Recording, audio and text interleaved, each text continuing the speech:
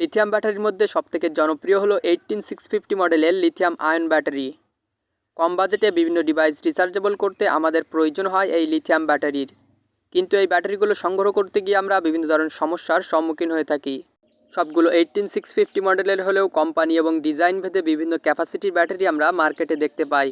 তো বেশিরভাগ ক্ষেত্রে আমরা এটা নিশ্চিত হতে পারি না যে ব্যাটারিগুলো আদৌ কতটা ভালো হবে। তো আমি আজকে আপনাদেরকে লিথিয়াম ব্যাটারি সংগ্রহের কিছু কৌশল দেখিয়ে দেব, যেগুলো প্রয়োগ করে আপনারা ভালো মানের লিথিয়াম ব্যাটারি সংগ্রহ করতে পারবেন। তো ভিউয়ার্স, চলুন ভিডিওটি শুরু করা যাক। তো প্রথম নাম্বারে যে টিপসটির কথা বলবো সেটি হলো ব্যাটারির ওয়েট পরিমাপ করে দেখা।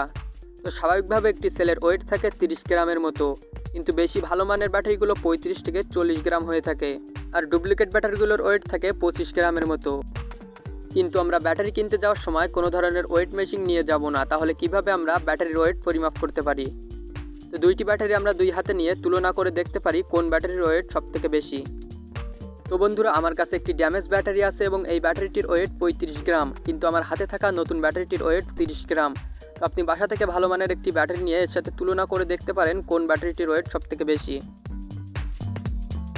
তো বন্ধুরা, অনেকগুলো ব্যাটারির মধ্যে তুলনা করে যে ব্যাটারির ওয়েট সবথেকে বেশি মনে হবে সেই ব্যাটারিটি নেওয়ার চেষ্টা করবেন।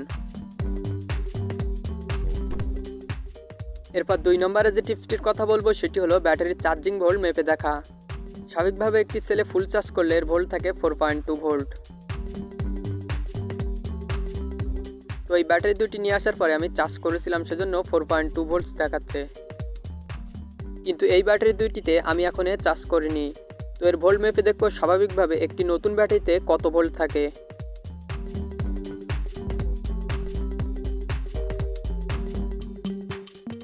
তো বন্ধুরা, আপনারা দেখতে পাচ্ছেন এই ব্যাটারিতে আছে 3.94 ভোল্ট এবং এই ব্যাটারিতে আছে 3.95 ভোল্ট। তো বন্ধুরা, কোনো ব্যাটারির ভোল্টস যদি 3.8 ভোল্টের কম থাকে তাহলে সেই ব্যাটারিগুলো না নেওয়ার চেষ্টা করবেন। তো বন্ধুরা, আমরা যদি এই ড্যামেজ ব্যাটারিটির ভোল্ট মাপি তাহলে আপনারা দেখতে পাচ্ছেন এখানে আছে 3.1 ভোল্ট। তো কিছুদিন আগে আমি 3টি ব্যাটারি নিয়ে আসছিলাম। তো এই ব্যাটারিগুলোর ওয়েট ছিল 25 গ্রাম করে এবং এই ব্যাটারিগুলো দিয়ে আমাকে ডুম জ্বালিয়ে চেক করে দেওয়া হয়েছিল। কিন্তু আমি বাসায় নিয়ে আসার পরের ভোল্টস মেপে দেখি প্রথমটিতে আছে 4 ভোল্ট, 2 নম্বরটিতে আছে 3.7 ভোল্ট এবং 3 নম্বর সেলে ছিল 3.2 ভোল্ট। তো এখানে 3 নম্বর সেলটি ড্যামেজ ছিল। তো বন্ধুরা, কোনো কার্টুনে যদি 1 থেকে 2টি ব্যাটারি ড্যামেজ থাকে তাহলে সেই কার্টুন থেকে আপনারা ব্যাটারি নেবেন না, কারণ এই ব্যাটারিগুলো খুব শীঘ্রই ড্যামেজ হয়ে যেতে পারে। তো বন্ধুরা, আপনারা কিন্তু ব্যাটারির গায়ে লেখা ক্যাপাসিটি দেখে ব্যাটারি কিনবেন না, কারণ এর গায়ে লেখা জেনুইন ক্যাপাসিটি কখনো ঠিক থাকে না।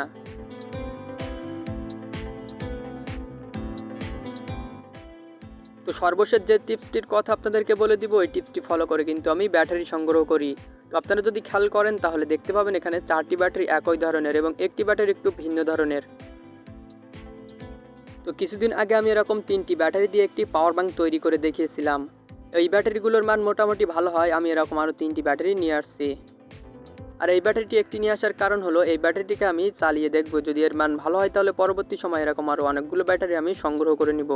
তো ব্যাটারি ভোল্টস এবং ওয়েট মেপে যে ব্যাটারিগুলো সবথেকে বেস্ট মনে হবে সবগুলো থেকে একটি করে ব্যাটারি আপনারা স্যাম্পল হিসেবে বাসায় নিয়ে আসবেন এবং এগুলোকে ফুল চার্জ করার পর আপনারা ডুম জ্বালিয়ে অথবা পাওয়ার ব্যাংক সার্কিট লাগিয়ে মোবাইল চার্জ করে দেখবেন কোন ব্যাটারিতে সবথেকে বেশি সময় ধরে চার্জ থাকে। তো তুলনামূলকভাবে যে ব্যাটারিতে সবথেকে বেশি সময় চার্জ থাকবে সেই ব্যাটারিগুলো আপনারা পরবর্তী সময় অনেক বেশি পরিমাণে সংগ্রহ করে নেবেন। তো বন্ধুরা, আমি যদি আপনাদেরকে বলে দেই যে এই ব্যাটারির মান অনেক ভালো, তাহলে কিন্তু আপনারা দোকানে গিয়ে এরকম ব্যাটারি নাও পেতে পারেন। তো সেক্ষেত্রে আপনারা যদি নিজেরাই ব্যাটারির ক্যাপাসিটি পরিমাপ করে নেন তাহলে কিন্তু আপনারা আর ঠকবেন না।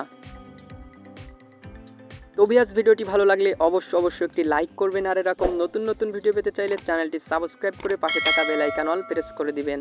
তো ভিউয়ার্স, সকলে ভালো থাকবেন, সুস্থ থাকবেন এবং সাথেই থাকবেন।